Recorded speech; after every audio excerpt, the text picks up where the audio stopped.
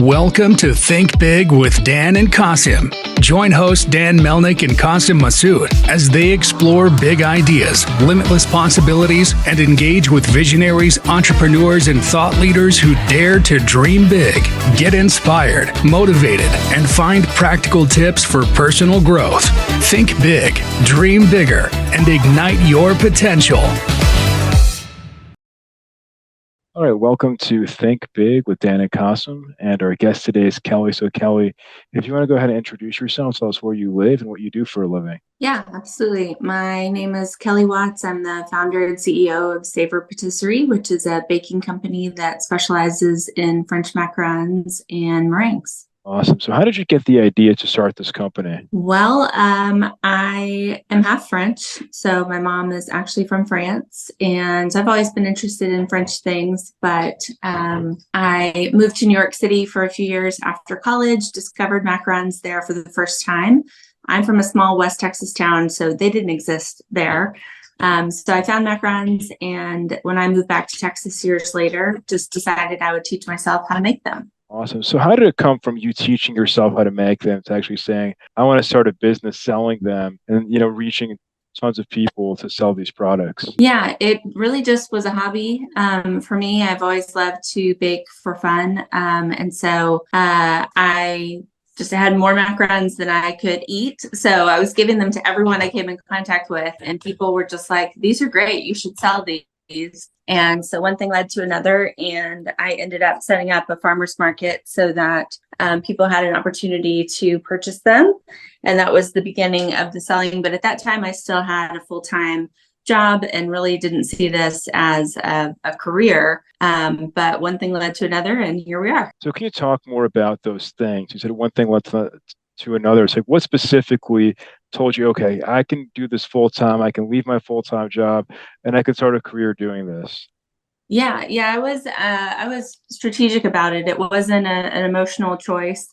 So at that time, I had a design job. I was working in apparel in Dallas and baking for fun in the evenings and on weekends, and then selling at a farmer's market. And so I saw the response at the farmer's market from people, and people kept saying, like, you've got to open a store, you should open a store or whatever, because there's not anywhere that we can buy these aside from coming here on Saturdays. Of course, now there's plenty of places that you can buy macarons, but at that time there really wasn't.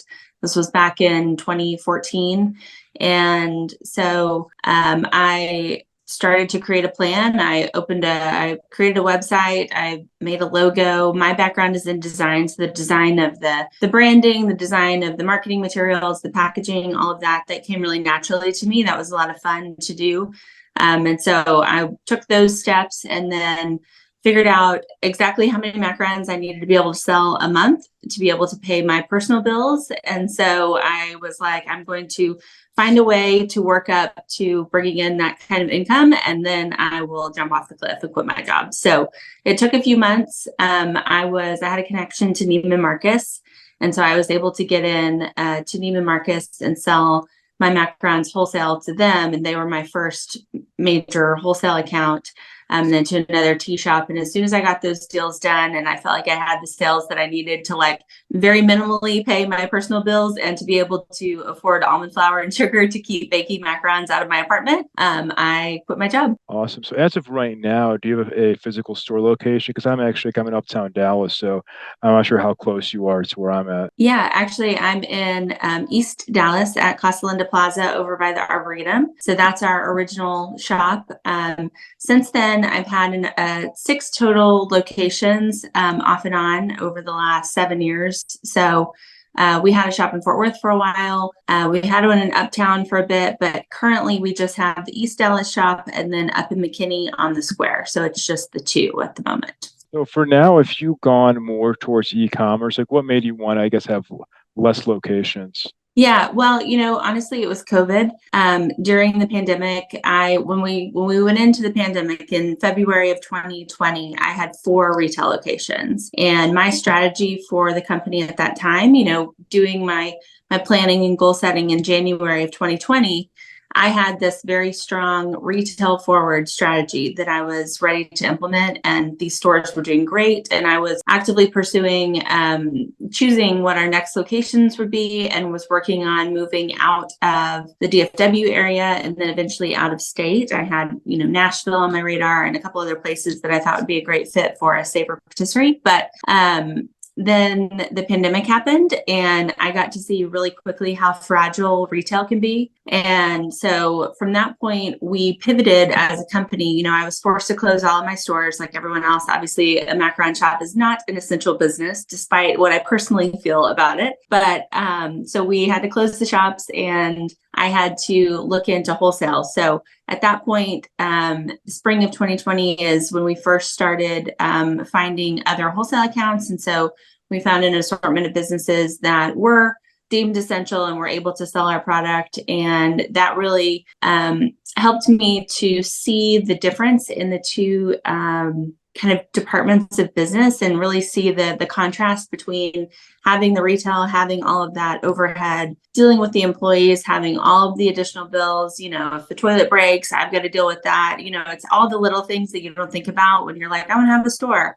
So I really got to contrast that with how simple focusing on wholesale was. All we had to do was make the product and ship it out, and then somebody else had to deal with having a store and employees and things breaking and all of that. And so I was like, this is actually not so bad. So we were able to kind of move in that direction instead. And I just really learned that, the retail is important to me, but ultimately I think we get a better return on our time from having more wholesale accounts with a lot less headache. And so, it was a financial choice, but also a bit of an emotional choice, because there is a lot of pressure and stress that comes with having physical retail locations. And so it actually has been really nice to kind of open up that whole new world and move in more of a wholesale direction. So are you selling, when it comes to e-commerce, is it only wholesale, B2B? Are you selling D2C? Are people buying directly from your website? I mean, what does that look like for you? All of the above. So we have had a website since the very beginning. So we've been selling D2C since 2015. We've got the stores so people can come in and purchase in person. We also have a wholesale website where we sell B2B. And then we're also on QVC. We've been on QVC for about a year and a half. So I've personally done, like a dozen on-air segments. So that's been a lot of fun, and that's like a whole different machine. And then we're also in HEB grocery stores. So we have been able to get the piece of, selling to a major grocery retailer. So we've kind of got a little bit of everything going on. That makes sense. So can you talk a little bit more about what the role of technology is in your business? Yeah, I mean, I think about that all the time, actually. I can't imagine how anybody ran a company 20 years ago, 50 years ago. I mean, it really is amazing. We live in the greatest time in the world. We're so lucky to have all of the resources that we have. And, for us, technology is a big part of the process. Specifically, we run all of our scheduling and team communication. Today I have 35 employees, and they're scattered across 4 different locations. And so technology allows us to instantly communicate, send, photos, recipes, all the things between each of us. And we're also able to get a lot of good data that would have taken someone, hours and hours and hours to put together, that we're able to have at our fingertips in minutes. And then that's not to mention AI. We've just started using AI to help with our marketing and with some of our website copy as we're updating that seasonally. And I mean, it's just unbelievable. And I love it. It's this is great. We're going to make this as easy as possible. And I don't know where we would be without modern technology. Awesome. So in terms of AI, do you think there's other use cases, like, for example, high-level chatbots or customizable products with AI, like your customers design their own products?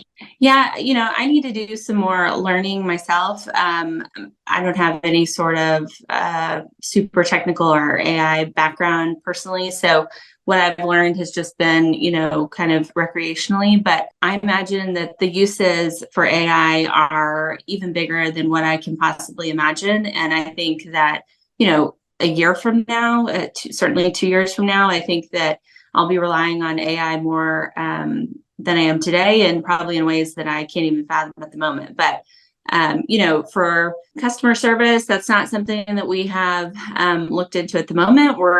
First of all, luckily, the macaron business doesn't require a ton of customer service. So typically people are just happy and, they go on with their lives. So we don't do a ton of customer service just from the nature of the business. But that is something that we could possibly explore in the future. But at the moment, we're really only utilizing it in terms of marketing. What would you say is the biggest challenge that you currently face in your business? Well, I would say that is hiring and employee retention, to be honest. And we've seen a big shift. So, I've had employees working for me since 2015, and it has changed a lot in the last 3 years. So I would say 2015, 16, 17, 18, 19 were pretty consistent. I was able to, post a job on a various board or site, and we would, be able to reasonably expect that we would get qualified enough candidates, and then these people would actually show up. But the game has totally changed post-COVID. I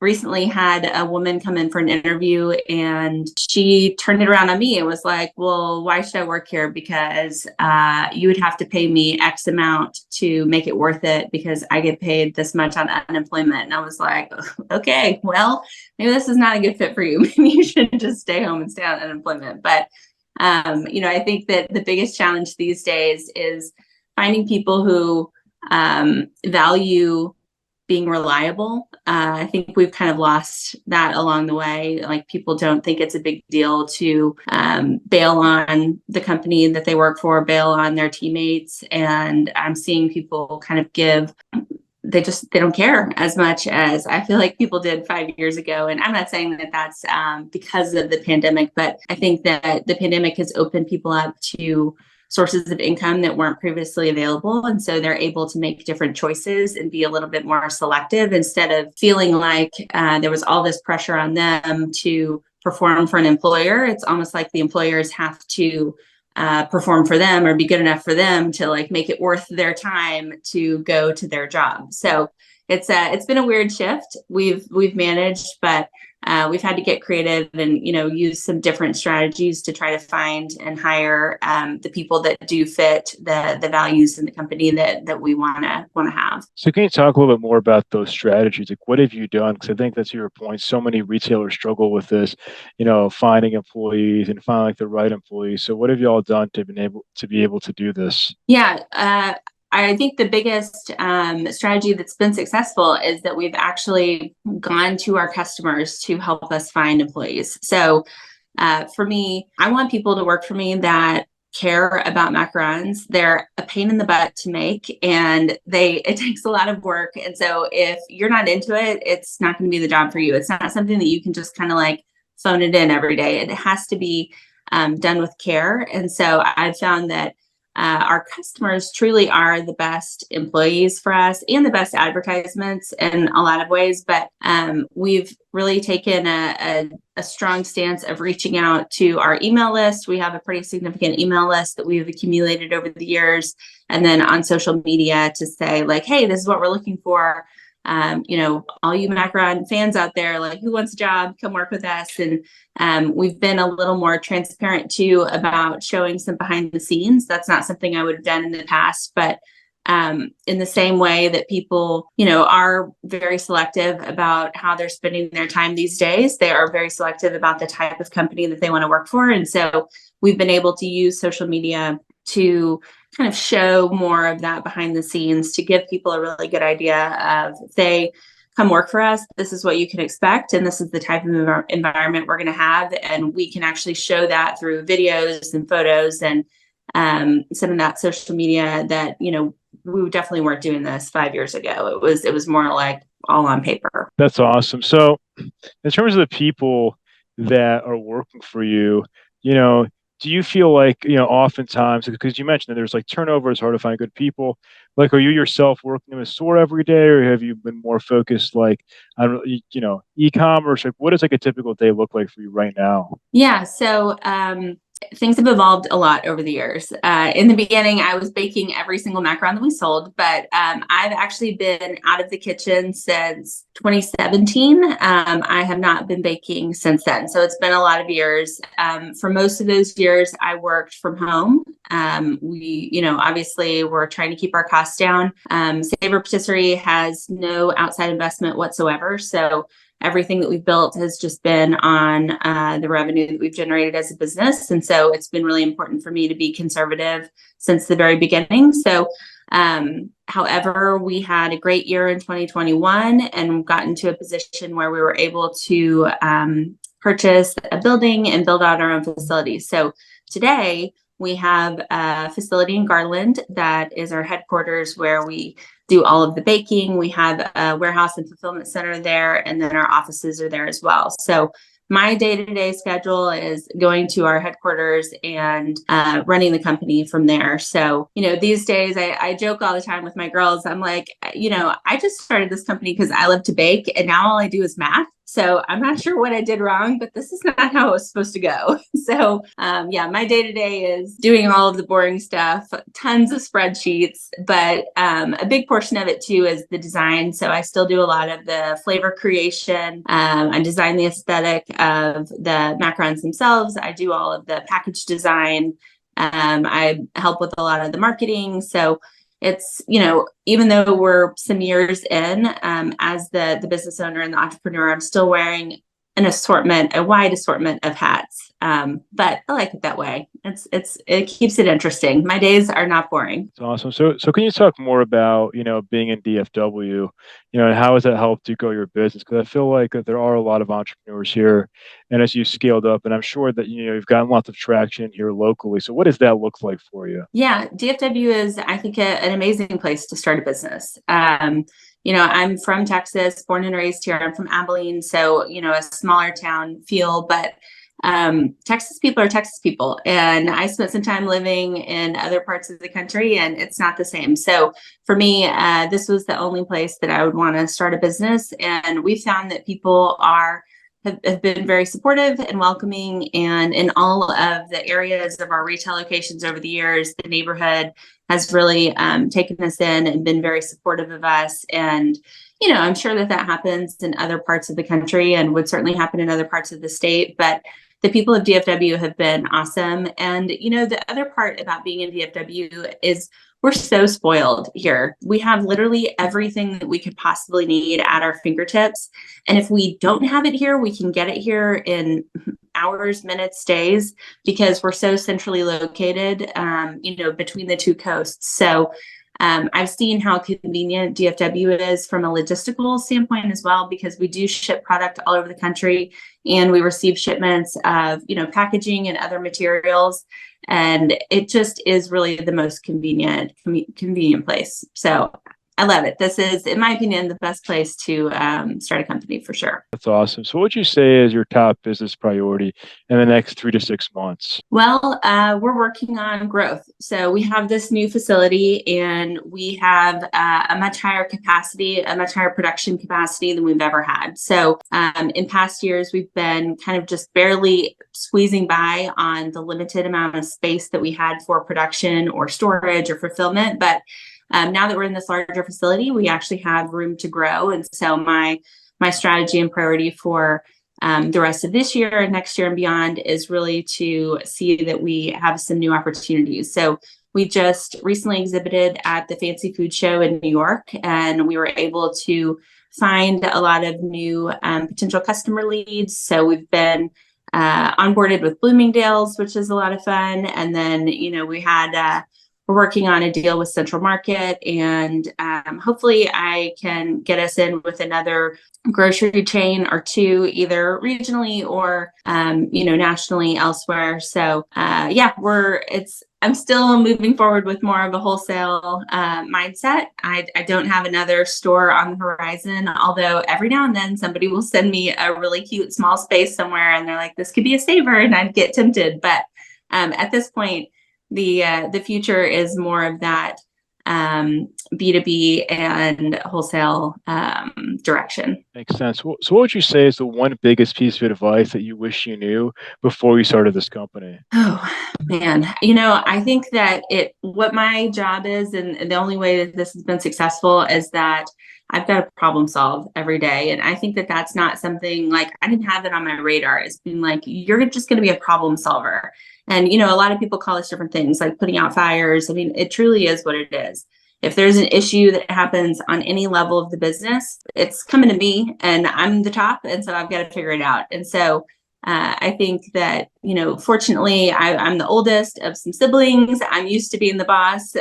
My sister and brother would tell you that I've been bossing them around since day one. And so part of that comes naturally to me. But yeah, that's something I didn't anticipate was all of the problems and being the one, the buck stops here that has to figure it out, whether that's something that's in my wheelhouse or not. It doesn't matter. You're the boss, figure it out. Makes sense. So if we're going to have this conversation again 1 year from now, where do you expect things to go for your business? Well, at that point, I hope that we will have signed another major retailer or two, and that our shops will be swimming forward peacefully. And then we're also working on some other kind of lower end ideas, such as moving forward with food color free. I think our world is moving away from artificial food color, and I think that that's going to be really important in the next few years. So hopefully by this time next year, I have a food color free line that is available, and a couple other new fun surprises that we're working on. But yeah, hopefully Savor Patisserie is in a pretty good spot this time next year. So if somebody watching this wanted to reach out to you, do you mind sharing your website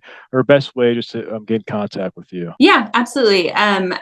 Email is the best way to get in touch with me. So I'm on email all day, every day. So our website is savorpatisserie.com, but that's more of informational and to place orders. But yeah, if somebody had a question or wanted to get in touch, I'm happy to chat via email. So that would be Kelli, Kelli, at savorpatisserie.com. Well, Kelli, thank you so much for your time. It's been a pleasure. We're rooting for you. Hopefully you have a lot of success this holiday season and have a great Labor Day. Thanks a lot, Dan. Have a great weekend. Nice talking to you. All right, bye.